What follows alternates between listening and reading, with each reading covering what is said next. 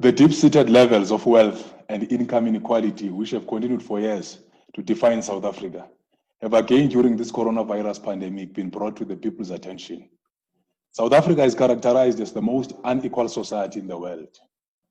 The rich are getting richer every day and the poor becoming more poorer. Millions and millions of South Africans, working class and poor households, they depend only on social grants for survival. This social grant, which is for child support grant 440 rands, and the pensioners and people living with disabilities being 1,860, is very much inadequate and insufficient to address the impoverishment that the working class is experiencing. Whilst we do know the increase of 300 rands and 500 rands for the child support grant between the months of May to October during this lockdown, and also the increase of 250 for pensioners for the same period from May to October, these unfortunately still fall very far from addressing the plight that the working class and poor people suffer from.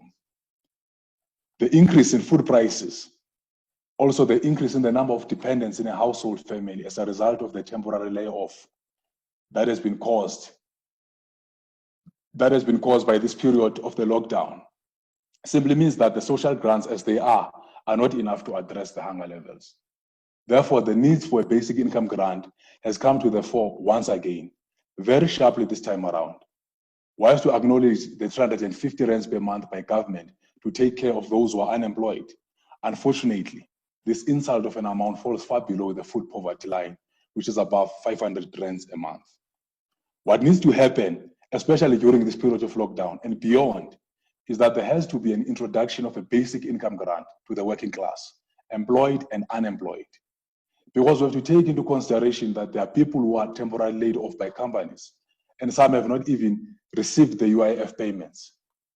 So this basic income grant temporarily must include the ones who are now unemployed, but normally employed, and a whole lot of people who would have depended on social grants. That amount must be determined on a social scientific needs of the working class, taking into account what are the total expenses monthly for households living on low income to no income at all.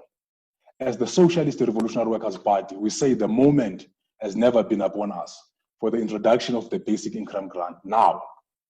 But even post-lockdown, that basic income grant must continue to be distributed to the unemployed, the elderly people who can no longer work, people living with disabilities, and to the beneficiaries of child support grants so that they can take care of day-to-day needs of the children and families.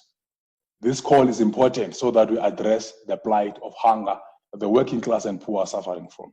Forward with the basic income grant, forward to socialism. Amandla.